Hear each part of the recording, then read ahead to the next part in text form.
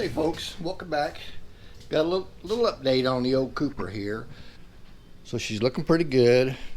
Cleaned up the paint just a little bit with some wax, and the interior is all nice and cleaned up. Turns out the fuel filter is in the back underneath the rear seat. You have to take all that off and then pull the fuel filter off that way. Kind of crazy. What else did I do to it? Oh wait, let me show you something here.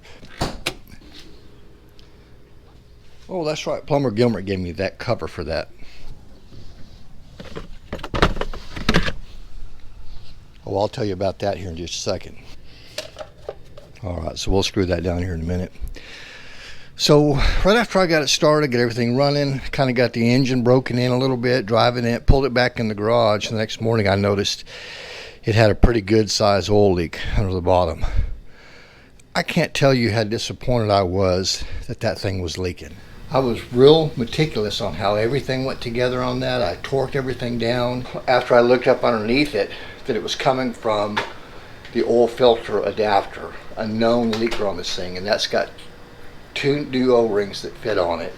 And the problem is, in order to take and repair that, you have to take this whole front clip off again, take the upper U-shaped piece off, and then pull the whole front end out so you could undo the exhaust manifold, pull it away, and here's the housing here, and it is flat out tucked way back in there. Can't get to any of the bolts that hold it on. So I did. I took it all apart and replaced that, put new O-rings on it, and this time I tightened the snot out of those bolts. I mean, like right before it was going to break. And guess what? It is still leaking. So it's not leaking as much as it was before, but it does drip down and kind of leaks on the exhaust a little bit, and I can kind of smell it, but I'm not taking it back apart again. Not going to do it. But other than that, she's running good. Air conditioner's cold. So let's take it for a little spin here real quick.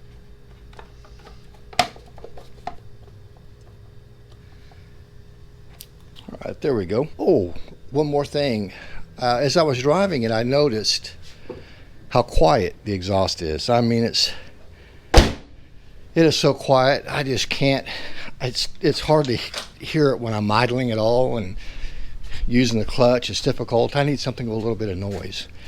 So this huge muffler on here is going to come off, and I'm going to put a straight pipe through it. No, not really.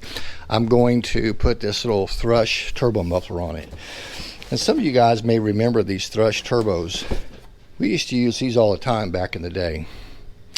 They do sound good. They were quieter than some mufflers were, and then the Flowmasters really got popular, like a 2-chamber Flowmaster. And I was thinking about putting a Flowmaster on this one. Could have done it, but from what I could tell, it was too loud. I don't want it too loud. I just want to be able to hear it. So anyway, let's go for test driving it real quick.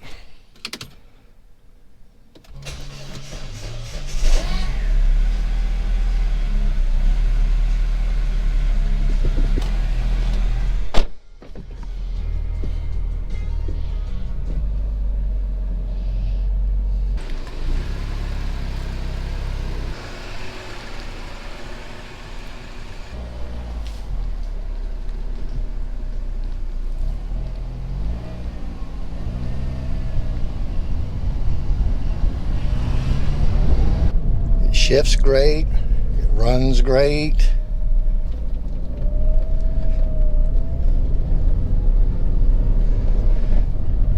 And you might think that a Cooper, since it's so dang small, would not have really any amount of legroom for a tall guy like me. I'm about 6'2", and believe it or not, this thing, with the seat all the way back, unless I'm kind of scrunched down in the seat, I can't get it all the way to the floor, the clutch. And so I've got the seat pulled up just a little bit. It's super comfortable. I think the ride is about the same as my Dodge pickup, maybe not even that good. The road noise in this is probably a little more than the Dodge. And I mean like tire noise. It just doesn't have really the insulation the Dodge has on the inside. Plus I put some of that Dynamat in the Dodge as well.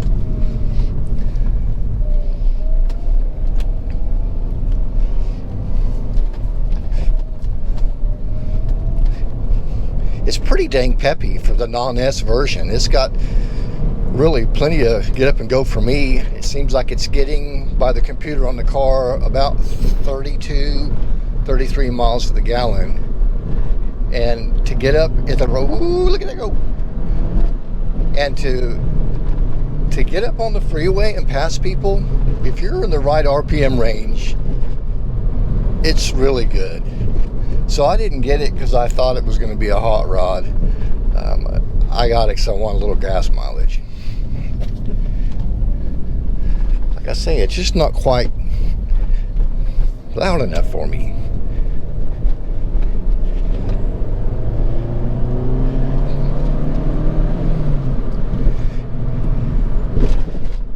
And another thing is it handles like a go-kart. It handles really well. And that has to do with not some exotic suspension on it. It's because it's very light.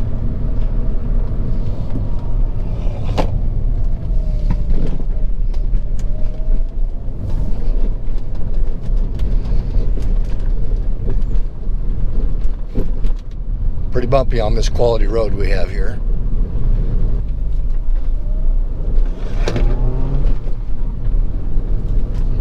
I did change the rear shocks. I thought maybe there was a shock problem because it made a bunch of racket in the back. That wasn't the problem. I changed the rear sway bar link kits and the sway bar frame mount bushings, and most of the noise kind of went away, but I ended up putting a little WD-40 on all of the suspension bushings in the back, and the noise went completely away. So that was probably the problem with this. So as it sits right now, I've got probably a little over $2,000 in it since it was free from Plumber Gilbert. And I think I'll drive it for a while and see how she works out. Hope she don't leave me stranded anywhere. All right, so since I've been working on the Cooper, I hadn't been out to land a whole lot. I did get the well drilled and we got it all finished off. And I went down there last weekend, worked on putting wiring in there so I could run that well pump. And eventually I'll get to plumbing it pretty soon. Weather's been great. There's been one project after another, it seems like, and one thing after another. But now that I've got that Cooper finished, for the most part, for now, I should be able to get some stuff done out there in Perrin, barring no other projects come along, like this one I'm fixing to show you. But I don't have to do anything on this project right now. So here's some stuff of me out in Perrin. I did get some of the wiring put into the box right here, and working on getting that done. I'll probably go back out there, I don't know, in a couple weeks and finish doing some of that wiring. So look for that video coming up pretty soon. Plus get that plumbing so I can run it to the trailer.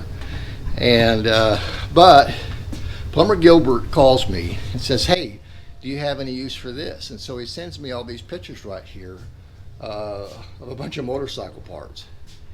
And so I said, yeah, you know, I could fix it up and maybe use some, maybe ride it out there as property, or maybe I can sell it and make a little money on it. Who knows? I don't know. So I went over this morning.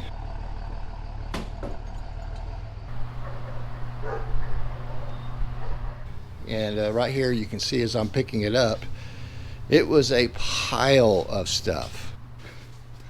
What are you doing? What's going on over here? What are you doing? Yeah.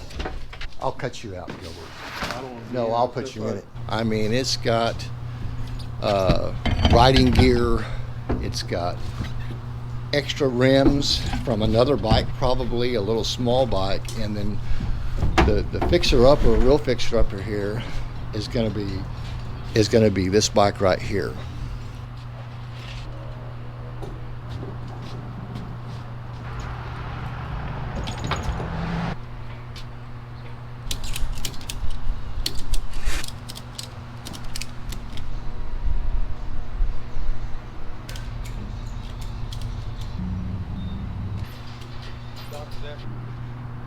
All right, that's quite the mess. And the saying goes, that ain't going anywhere. It is a 2001 XR 200R. And really, man, it's in great shape. It doesn't have a ton of oil all over it where it's been leaking. And There's no telling. So that bike here is going to be a fun project. I think I'll enjoy that. And then of course here you can see from the video earlier, I do not know what all this exhaust stuff is for. That looks like it's the front fork setup off of this bike. There's two other front tires here. This one and that one. And then there's two rear tires here. Looks like one of them is probably for the Honda, and I don't know what the other one's for. Here's the gas tank for that XR. At any rate, I can't turn down something free. And Gilbert's always coming up with something. And I think this would be a fun little project. Maybe make a video on it, maybe not. I don't know what you guys think. I wouldn't make a long one on it. But this ought to be a fun project. So now that we're done with the Cooper, I think the next video coming up is going to be the wiring for the barn. And like I say, thank you guys so much for clicking on this video. My famous loyal subscribers, I appreciate it. And if you're not a subscriber, you can consider subscribing. So we will see you guys on the next video.